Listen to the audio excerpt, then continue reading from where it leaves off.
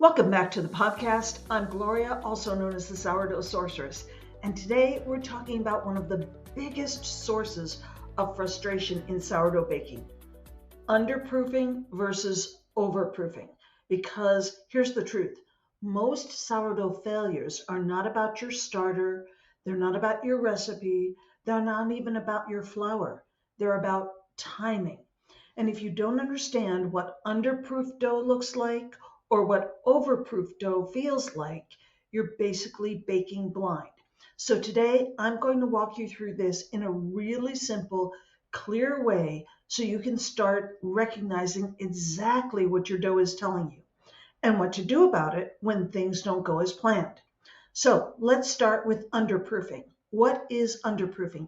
Underproofing means your dough has not fermented long enough.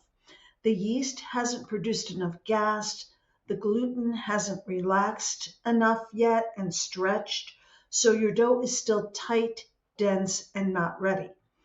So here's what to look for to recognize underproofed dough.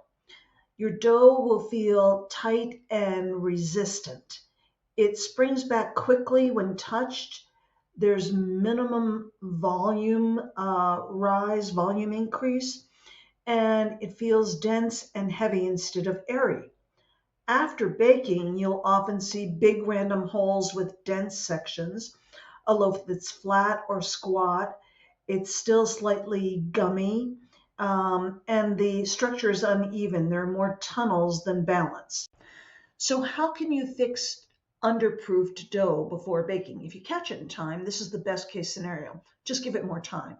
Let it continue bulk fermentation. Keep it in a warm spot if needed. Wait for it to feel lighter, softer, slightly jiggly. You haven't ruined anything, you're just early. Now, what if you already shaped it? You still have options. You can let it rest longer in the proofing basket before baking. Give it more time at room temperature if it already went into the fridge and it went in too soon. You're basically letting it finish what it started. What if you already baked it? Okay, this is where we shift mindset. You didn't fail, you just made a different kind of bread. If it's underproofed, toast it. This improves structure dramatically. Use it for grilled sandwiches or paninis.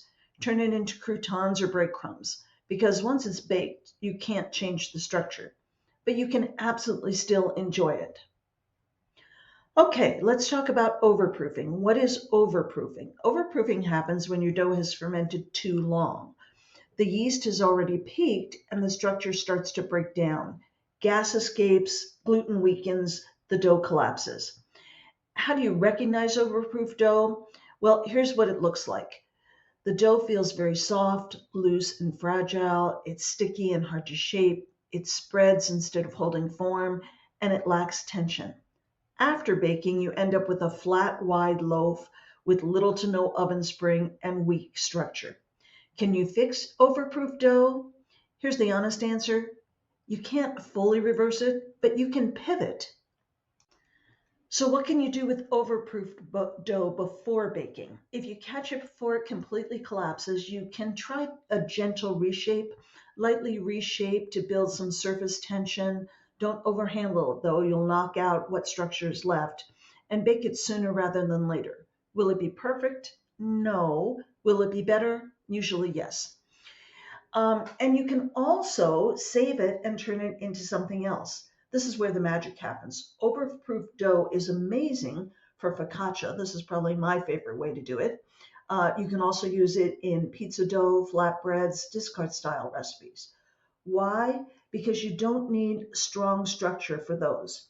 You actually want relaxed gluten, easy spread, flavor from extended fermentation. So instead of fighting it, change the plan.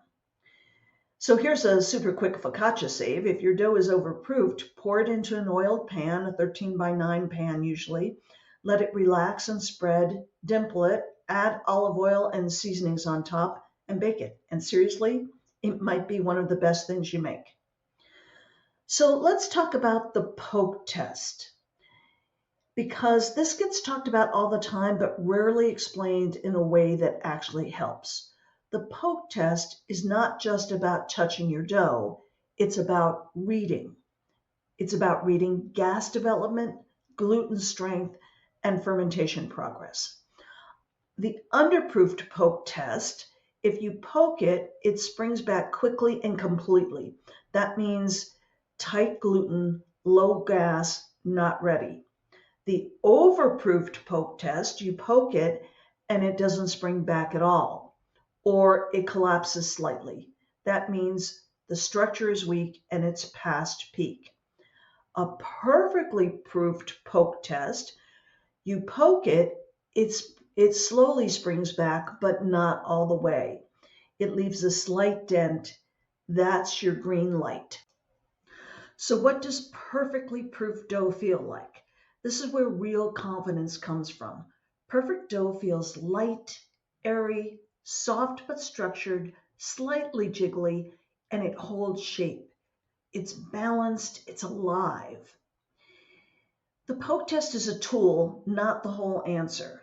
You want to also look at the volume. How much has your dough increased in volume? What's the feel of it? How long have you left it out bulk fermenting? And what about the temperature in your room? All of those things together create your perfect dough. So here's a simple recap. If your dough springs back fast when you poke it, it's underproofed, it needs more time. If it doesn't spring back at all, it's overproofed, so you want to pivot and turn your dough into something else. If it has a slow spring back when you poke it, it's perfect and it's going to be great for you to bake. So here's the big reframe. This isn't about getting it perfect every time. It's about understanding what's happening and knowing what to do next. Because now, underproofed, give it more time. Overproofed, change the plan. Perfect, bake with confidence. And this is where sourdough shifts from frustrating to flexible to honestly kind of magical, because you're no longer stuck with something when something goes wrong. You know how to adjust, you know how to recover, you know how to create something great either way.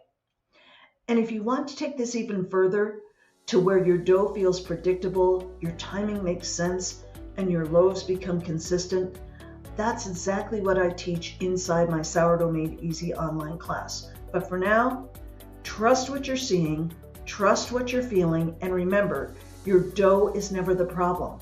It's just giving you information. And now you know how to read it.